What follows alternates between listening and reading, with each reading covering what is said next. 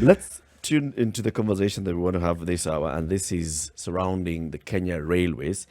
We are joined in the studio by two guests. One of them is the chairman of the board of Kenya Railways, and he is the retired Major General Pastor Omudo Awita. And the chairman is the chairman of the Kenya Railways, and also we're joined by the managing director of Kenya Railways, Philip Mainga.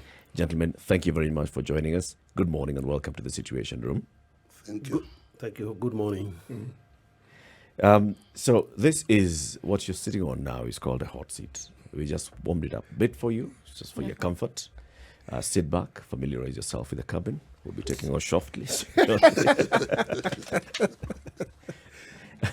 I know this is some of the language that, of course, you'll be using when you're using the commuter trains in coming days and what has already been in operation. So let's talk about the revitalization of Kenya Railways. But let's first of all understand Kenya Railways. As we were talking about this earlier, I was saying, I'm not sure, but I would think that Kenya Railways would be the oldest corporation in the country. Am I right, General? You are very right. Kenya Railway, if you remember, started as East African Railways and Harbors. And that was for the 3 East African countries. Of course, the corporation at one stage, that stopped, and therefore Kenya Railways was formed. So you are right, that is one of the oldest corporations in the country. Right.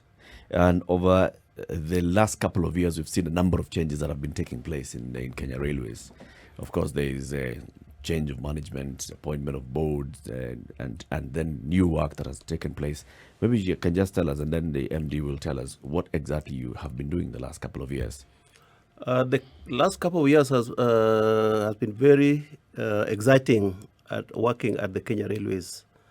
As a board chairman, I have dedicated new team of board of directors who are giving strategic direction to the management to undertake most of these works that you see going on all over the country. We have, if you remember very well, at one stage, Kenya Railways had a concessionaire called Rift Valley Railways.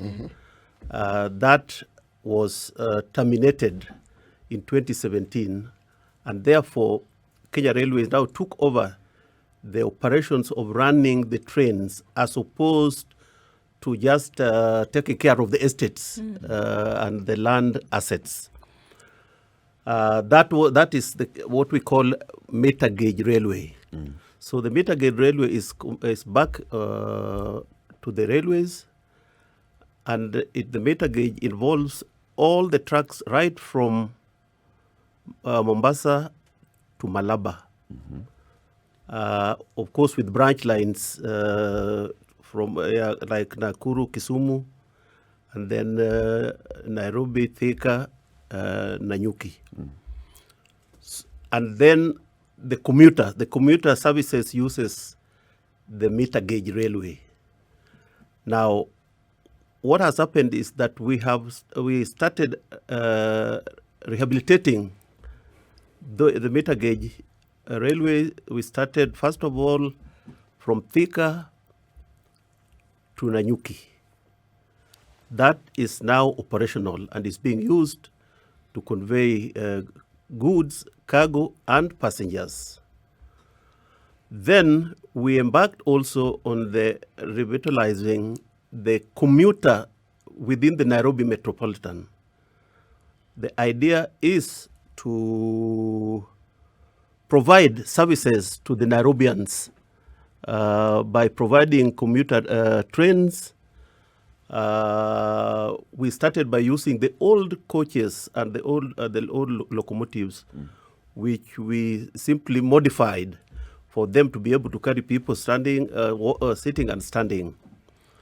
Now, that was not very efficient because, first of all, because of the age of the locomotives, and of course also the numbers.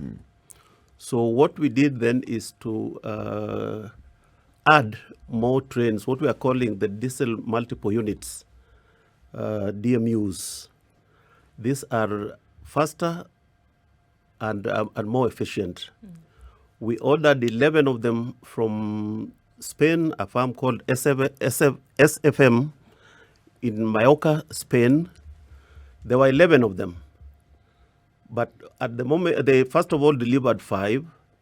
There's 6 to go. 6 should be arriving in the country anytime end of this month or early April. Now, the idea is to provide efficient services and more frequent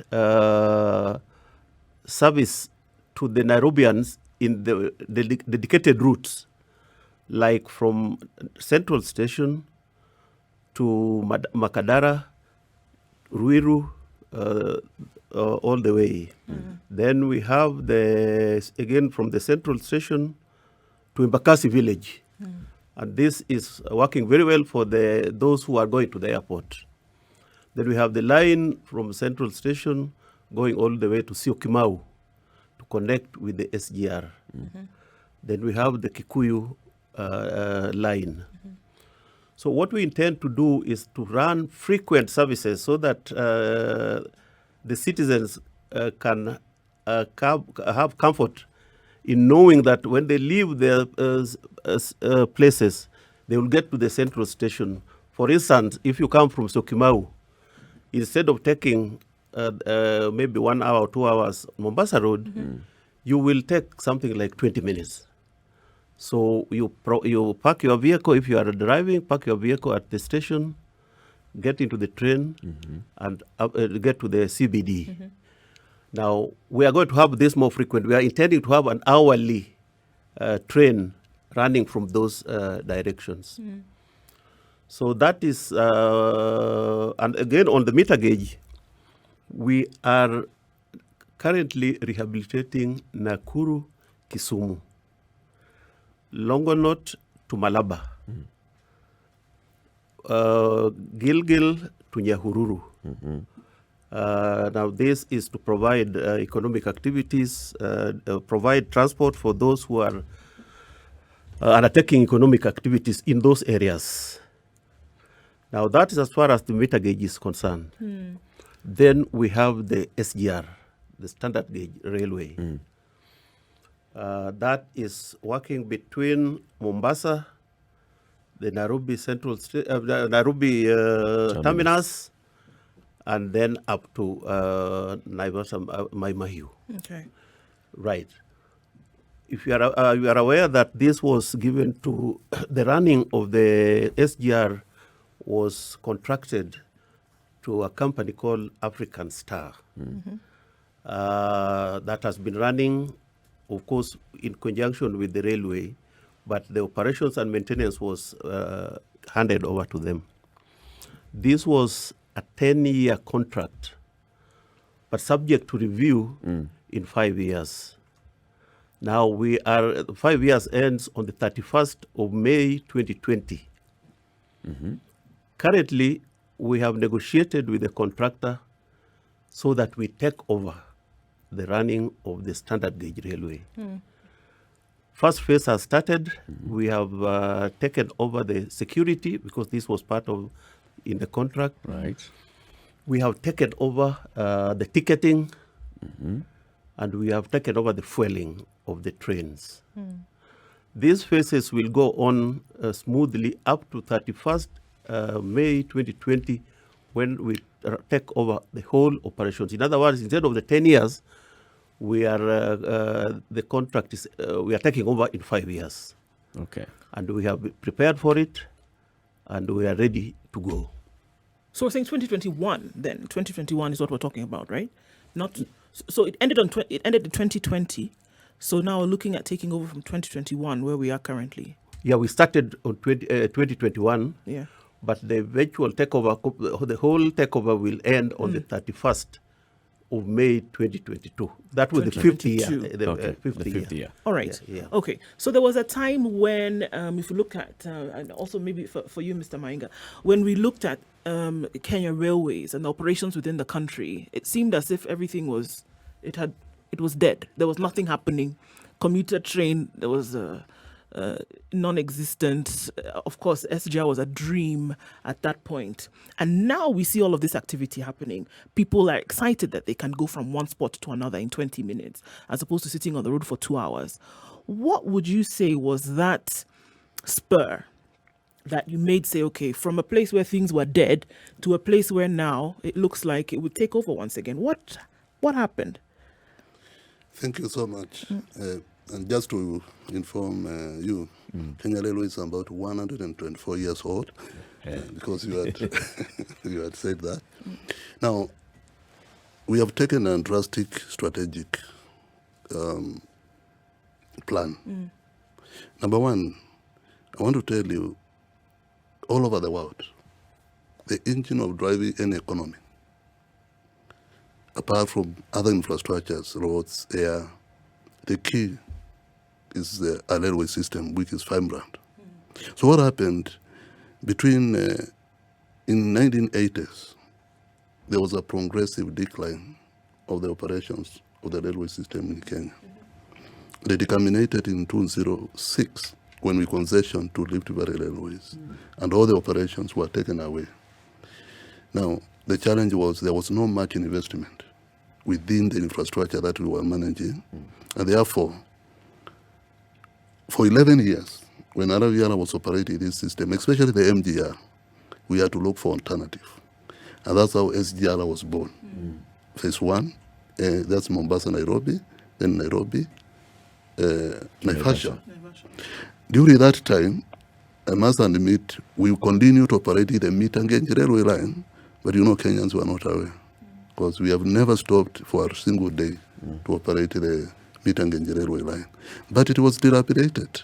It was, gone almost.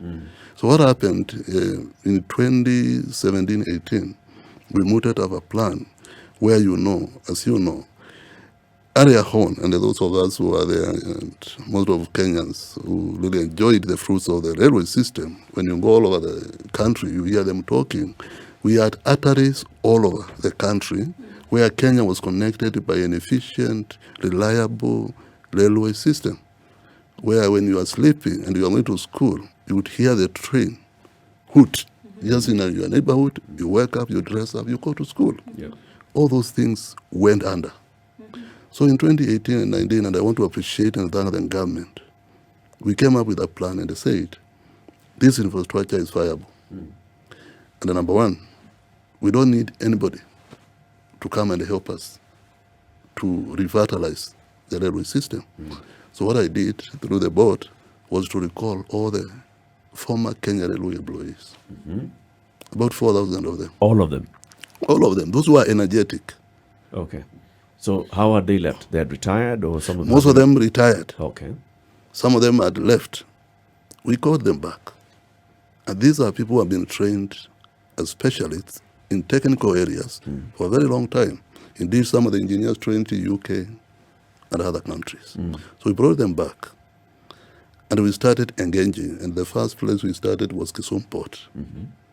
I want to admit to you today as we talk, since last year, we have done over that 4 million liters of fuel from Kisumu to Jinja and the Port Bell, at about 40,000. And we are doing 3 trips for MVU every morning. So we revitalized, first of all, Kisumu Port, and also revived the ship through the government support. And then we went out and looked at what are then these other lines lie dormant. What happened? Land grabbed, railway lines uprooted, people doing everything all over the country over this system.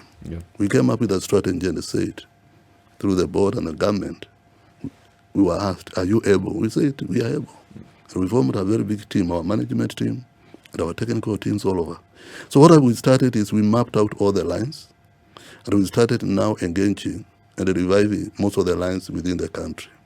So we started with what the chairman has said, Nanyuki line. We deployed our own staff. Strategically, let me be honest here. When we did the cost-benefit analysis and we wanted to deploy a contractor there, the cost was about 18 billion. But we said, the government told us, can you do it in a lower cost? Right. We did it with 1.8 billion.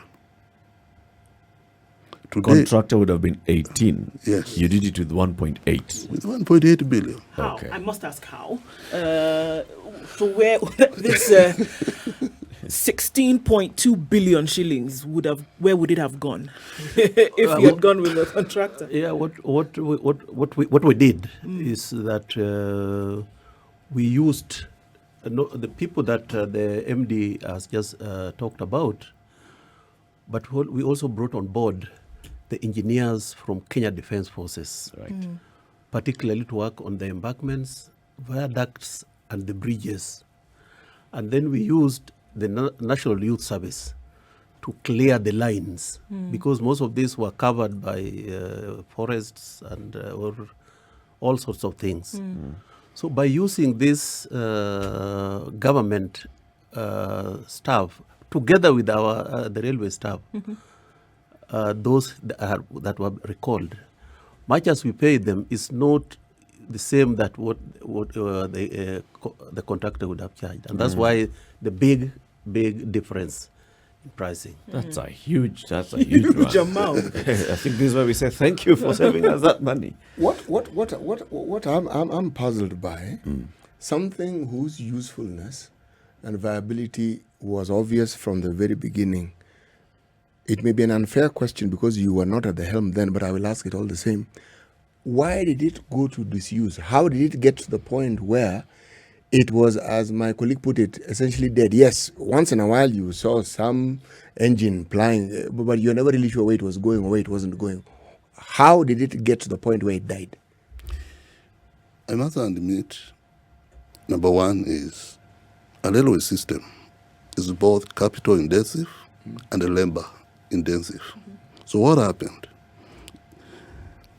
Somehow, there was no continuous investment initially on the railway system. But the worst came in when you handed over to a private operator, whose main aim was to make money. Yeah. If you are a private businessman, your interest is making money. Profit. And you will get no investments. So there was no investments returns, both in our lorry stock, which is locomotive, wagons, and the coaches. And then the line rehabilitation was neglected. So what happened is, out of that, one by one, the operating engines began to close lines, closed Nakuru Kisumu, closed Thika Nanyuki, closed Voi Taveta, they closed all our branch lines in Nairobi. We were left with this Syokimau route only. Those lines, there was no Embakasi, there was no Ruiru. So when we came in, we looked at the potential behind all this. And let me tell you, the infrastructure was intact, but neglected. So all you needed is a little investment To bring it back. to bring it back. But again, it comes to mind. So what exactly did the SGR do that the former railway system could not do? What is it that they are doing or they promised to do that couldn't be done before? I think the only advantage that we have with the SGR is that it is modern equipment and therefore moves faster. That's it. At MACU, there was an agreement within the 3 East African countries to introduce SGR between the countries. We did our. That's why the phase 1 was up to Nairobi, and then the phase 2A up to Naivasha. The intention was it gets to Malaba and connects with the Ugandan side. The Ugandans have not done their bit, and therefore we are still stuck in Naivasha. But just to answer you, it's just the efficiency and the speed at which you deliver both passengers and cargo. And just to be clear, SGR is also under Kenya Railways. It's basically a Kenya Railways product. I must admit, and this is where we come in, this facility is managed from one to go. It's our investment. We manage it day to day from 2017. And it's only that we had an operator who has been running it for some time because of the technical knowledge that we needed from the construction contractor. But just to enhance what the chairman has said, SGR is a wider gauge, 1.435. The other line is a meter gauge, 1 meter.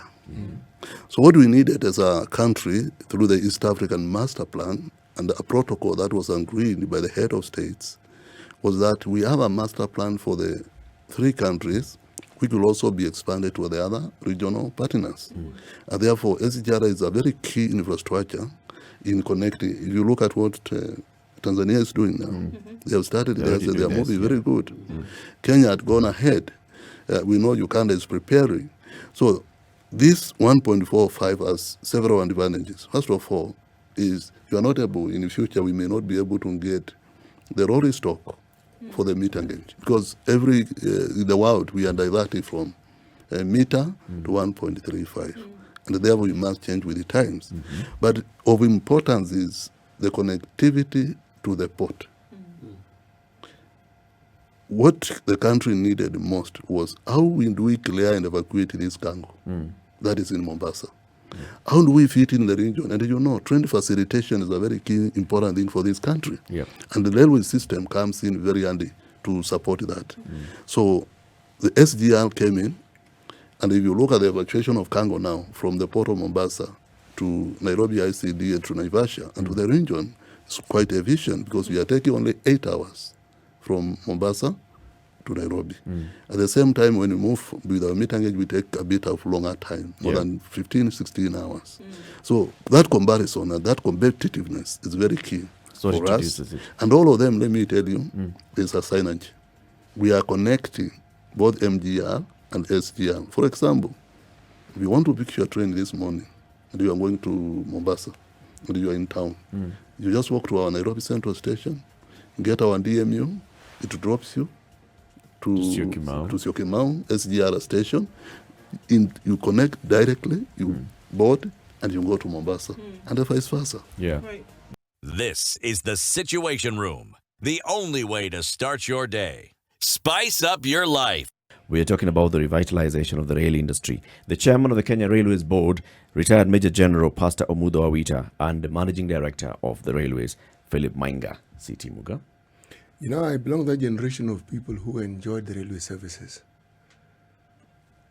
Coming from wherever we lived, Mombasa to Nairobi, traveling to the rural areas. So, people of my generation who traveled, the railway, we have very fond memories. Some of us didn't bother even thinking of going to national parks because you could pass through national parks. So the issue of seeing animals, all you needed to do was be in the train and you saw wild animals at some point or the other. But now that we have revived the railways services, I am actually delighted to hear that it's been revived. I want to ask 2 questions. One, when it comes to public transportation of people, say in a big town like, say, a big area like the Nairobi metropolis, has the railway considered partnering with other transport providers within that environment to, should we say, provide what we lack, something called public transportation? Yeah. Because we have matatus. We see how they're regularized, but they all belong to SACCOs. Is it not possible to come to an understanding with all these SACCOs so that what the railway does and what they do can provide a better system of transportation and a better affordable system of transportation as opposed to the hectic situation? Because there are those who think we have public transportation. We actually don't. Our transportation within the cities is private. It's not public. So that is my question, number 1. If it is answered, then I will ask number 2. Good. A very nice one. And just to tell you, Kenya Railways has always had a link between the public transport system. In fact, let me tell you, we cannot do without the taxis, the buses, and the matatus. So what is happening here is we have what we call park and ride. That you can drive, you can get a bus, drops you in Syokimau station before you get into town.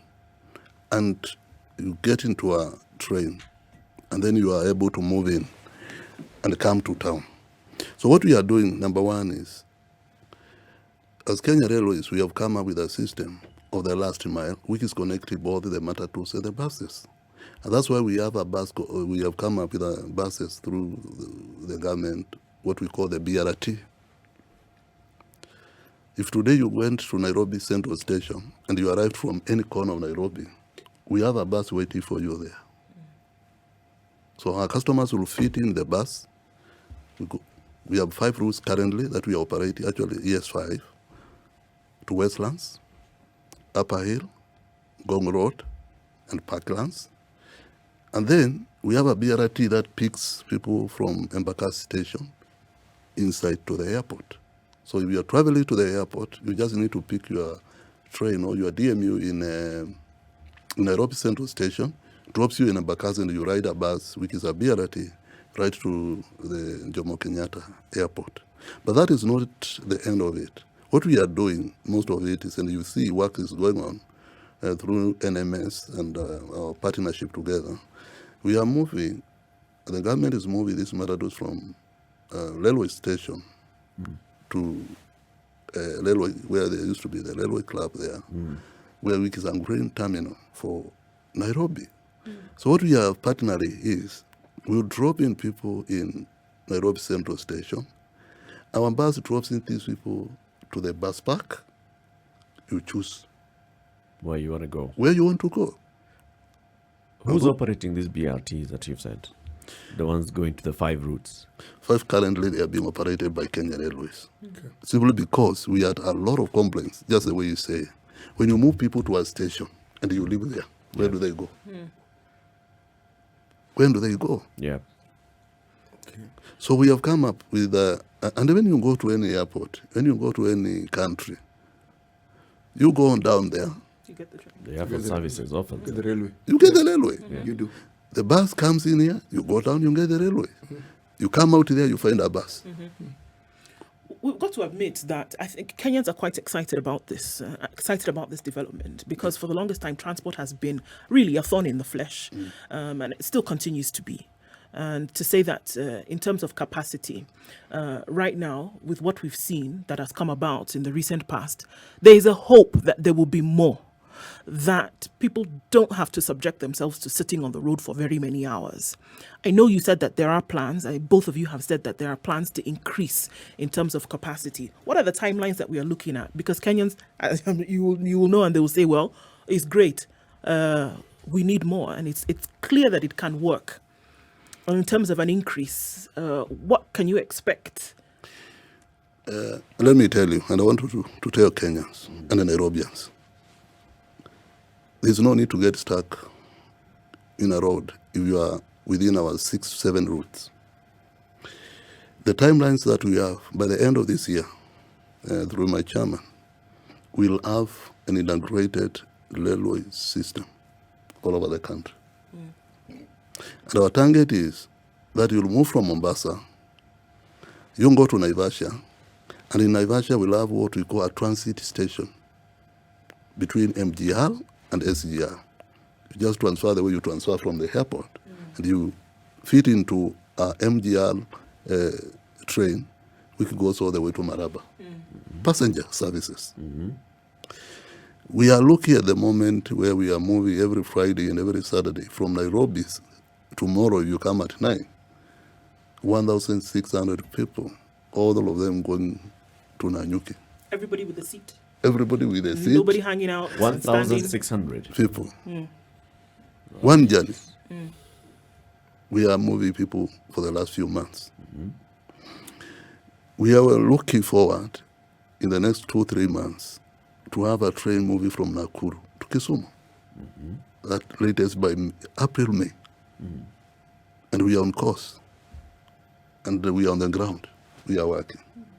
When you talk about that work now of Nakuru to Kisumu, yes, we've seen, you've been on the ground, you've been reclaiming some of the areas that have been there. You've been doing a lot of work. Just tell us about that, about how you're dealing with the communities as you go and reclaim some of your land, how you are rehabilitating the line, and also maybe are you still using military officers and NYS in this work? Now, Kenya Airways is the technical expert for railway systems in Kenya. What we have brought in National Weather Service and the KDF to support us in the critical areas. As you know, years of neglect, where levers, culverts, bridges were vandalized, we had to bring in this expertise to support us, and not only to support us, to lower the cost of construction, because these are government entities. Yeah. But if I brought in experts, contractors to do a bridge, the cost implications would be too high. The commercial cost would be very, very, Very high. So what we have done again, 2-3 years ago, 2018, I put a notice, and we put a notice. They told all Kenyans who are in our railway land, 30 meters, across the entire country to get out of our land, because we were reviving and we are revitalizing the railway system. Last year we did the same, and we put a notice in all the major newspapers, and we started with telling them in Nairobi. Let me tell you, we could not move a train through Kibera. People were selling wares on the railway line. When it was still there. When it's still there. Yeah. Even the route to Nanyuki, Karatina, the market was On the railway. So we told them, please, we tell you, get out of the land, go away, and we also advised the regional county commissioners and GAO to help us in educating the people. We sensitized to them. Where necessary, we teamed up with the local government, the county governments, and we moved people out of the corridor. But as usual, in fact, the rich, or those who have money, some of them had built story buildings, 10 stories, that stories. And you know what? Just right to the line. Just right to the line. I was talking to my friend, and he was telling me about Bogoma. Those kind of structures. You saw on Kalau, you go to Dadora, they had built right on the station. It can't be easy, Bonamenga, because you are dealing with historical issues, really, things that took place long before you came onto the scene. But I want to go even further back. If I look at the time when the railway came into being, we're talking about the railway line was begun in 1896 in Mombasa. It therefore meant that, by extension, railway was probably the biggest and the richest landowner in the country. So apart from just the 30 meters of land, I know this is sensitive, but I'm going to ask it all the same, railway owned a lot of land, a lot of property. Are you going to reclaim that as well? We are not going to reclaim. We have reclaimed. You go to Kisumu, 50%, 60% of the land in Kisumu belongs to railways. It does. It has come back. In fact, people are surrendering the titles every morning. And we have gone, teamed up with ESCC. We have notified them. They have surrendered the land. Across the country, talk not about the 30, 40 meters. In our estates, all over the country, people infiltrated, took titles. We have reclaimed, and I want to say here, the parcels of land that we have reclaimed, as even Nairobi alone, they are worth billions. That is actually where I was going with this, because one of the things that the railways did for its employees, it housed them. Yes. And it housed them in very, very prime areas all over the country. She's someone who grew up during the time when railway was king, understands this. Case in point, you know the railway terminus, there are those warehouses just next door. Railway, Nairobi. The central station. Central station, yes. There's this place where for the longest time now has been used as a terminus for matatus and buses. Today, Yes. if you go there, Yes. that's where we call Boma Line Cargo Center. That's where the small-scale traders now are bringing all their cargo from all over the world. And I can assure you, as we talk today, since last 2 months ago, when the president commissioned that project, we almost 100 containers. So small-scale traders, consolidators, that land, which was, and I know what you are saying, we spent 3-4 months. We have converted that property into a dry small port, custom boarded warehouse for small-scale traders, and I want to invite you to come and see. And those are some of the assets, and I know what it means when given out, were taken over by people. So what we did, it was very bad. It was very tough, I must admit.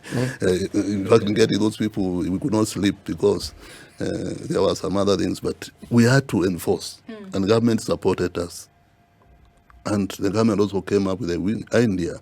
Why would somebody in Kikomba always come to ICD Mombasa to collect their wares? And you know, they consolidate about 30 people, unite together, To come with a container. go to Dubai, buy one container, put all their goods there, and bring them here. Yep. And you know, the income that comes out of it, It's not very much. there's not very much.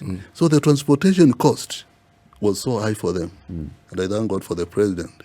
He came and said, can you look for a place for them? To house them where they can do business independently without these other Middlemen and brokers. big boys and all that. Today, it's a success project. And I appreciate what you saw. Those go downs now. Actually, I want to walk you in there. They are accommodating a lot of cargo and a lot of people. And what do you know what is happening? Every morning they come, the small trainers from Riverside to come, they come with their people, those young men who carry cargo. They are cleared, the cargo is cleared, they put it in their back, they take it to their shop. They come with those Small trolleys. mkokoteni, wanaweka, and you know they pay only 50 bob. So this is a change and a transformation that has taken place within the system, and I really appreciate what you're asking, and that is what we are all about. There's a question on social media from Eric on Twitter, and he says, you have brutalized and evicted traders along the railway line in Nakuru and Kisumu. When will you apply the same force to remove the railway properties? And that's what you're talking about. But he's talking now about Upper Hill, Kilimani, Nakuru, Milimani, Kisumu, etc. Has it started, Chairman? Yes, as he say, as the MD has said, this started in Kisumu, Milimani area, where railway property was grabbed or encroachment on railway land. So that has been done. And as he says, this was a multi-agency kind of approach, where it's just not the railway working together. It involves even the regional commissioners and the county authorities. So we started with Kisumu, and it has gone on very well. And we have reclaimed quite a bit of land. Some people are taking us to court, but that process is ongoing. We are starting with the other areas like Nakuru also. We're targeting Eldoret, and we're targeting Mombasa. And let me just say that all the towns that the railway owns property and land, we are reclaiming. It's a sad process because some structures have to go down. But this is what we are doing. The intention is to recover all the railway property. How are you addressing the humanitarian issues that come out of it? So, for example, a couple of weeks back, we saw the estate in Kisumu, in Kibos, right? And the community there, the Nubian community who lived there for many years, was saying, you came, yes, you've been coming, but you just came and demolished all our units, and now we have nowhere else to go. How are you addressing those humanitarian issues that come up? MD, you want to respond to that? Because you have attended. What we are doing, we have a multi-agency team from the government.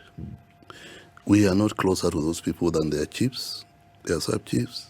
they are DCs, they are regional commissioners.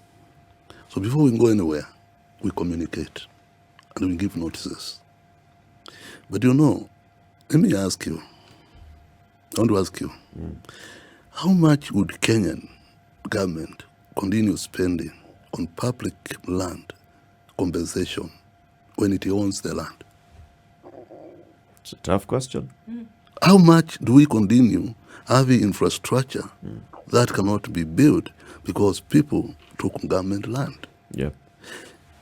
You know what we have spent in SGR compensation. Now here we own land, and people have taken titles, grabbed it, and now you want to tell government to go and pay. To I think get one its of own land back. Right. I think one of the riding factors here is not that the land was reclaimed, is the manner in which it was reclaimed, whereby you had individuals and communities having, like you said, put up permanent structures who had been there for 40 years, whereby infrastructure existed that was not being used by the railway service at that time, just like you said, right? So somebody has set up, they've lived there easily for 2-3 generations have grown there. And then they, with notice or not, then their living is brought down overnight and they have to sleep outside.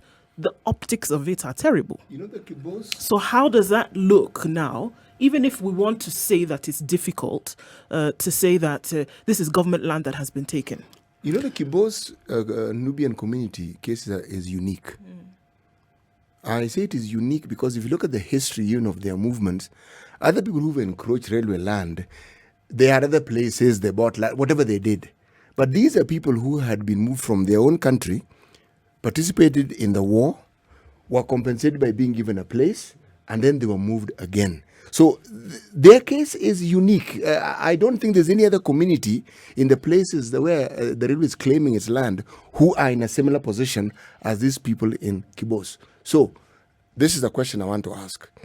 I know what the law states in such matters. Surely, compassionate consideration. I tell you, we have sat down with all these people and communities. What we are saying, we have addressed most of the issues that are raised. First of all, within the county government, we talk to the county. We agree you have to move these people to a certain government land. Owned land, yes. Okay. Government-owned land. Okay. But let me ask you, we are carrying fuel to Nanyuki today. We carry every week a lot of fuel, 20 tanks of fuel to Nanyuki Depot, Vivo. If today you add a spillover in a place or in a market, how much damage would you expect? Right. Quite some. Yeah, Yes. extensive. And a spillover of a train. You know what happened in the river some years ago? Yeah. When we had a spillover where the train went back to the station and to the estate. How many people did we lose? We are looking at both the safety of our own people. At the same time, we are also talking to them and telling the arms of government, please relocate them away from the railway line because anything can happen. Not only that, even when you are carrying cargo, there's what we call a derailment or even a capsizement where the train goes off the line. Imagine now in Kibera. In fact, what we have done in Kibera is to do a wall. We do houses for them, and we have built a wall so that none of them can come in because it's more dangerous to them because of the structures. These kind of things that we are doing in the fencing, the corridor, to secure it from the, and then look at the population growth. Those days we used to talk of a few people. Sure. Today in every market we pass as Kenya Railways, the urban population has overgrown. Yeah. We have to secure our own people. And this is very key, it's very important, and we really need support to have this land. Chairman and MD, we thank you very much for coming. As we conclude on this conversation, I'd like to come to you, Chairman. So you've served now on the board for a couple of years. You've seen the work that you've done with the management. You've seen the kind of support that can happen when you bring in other, and you say multi-stakeholder, to come and work on national infrastructure. What lessons are these that you can even give to the others? So you've come, you've got this military background, you've come in, you're managing this, and you've brought in KDF, you've brought in NYS, you've brought in the old staff from of Kenya Railways who have been trained and had experience over these many years. What is that you can say then? Now, as chair of the board, I can see this organization going this way, and maybe others can emulate. Thank you very much. I have served now for over a year. And I must say that what we all need to learn from what we have gone through is to have a focus as to what we want to achieve. Now, once we have identified what we want to achieve, I think the next question then is, can we do it with our own people, own meaning that we may not have that capacity at the railways, but Kenya Defence Forces maybe have it, or any other organization may have it. So what I would recommend and suggest to the government is that let's have what we call one government approach, so that not each and every organization is just doing their own things, which can be done together to save even on costs. So that is what I have learned from this cooperation that we have had with the KDF and the National Youth Service. And is something that can be applied in any of the institutions of government. Thank you very much. Asante sana for joining us. It's 5 minutes to 8 o'clock. We thank you very much for having this conversation with us. We've been hosting the chairman of the Kenya Railways Corporation, that's retired Major General Pastor Omudo Awita, and the managing director of the Kenya Railways, Philip Mainga, two gentlemen who are really, really passionate about the organization that they work for. And clearly, there's something that you're doing, and you have this focus. And it's admirable to actually have a conversation and hear, okay, so there's a lot that's been happening and people can see, but they don't actually see the very many cogs that are moving. Thank you very much, gentlemen, for joining us. Thank you for having us. We are very happy to have been here with you. Thank you so much. Asante. Thank you so much. This is the Situation Room, the only way to start your day. Spice up your life.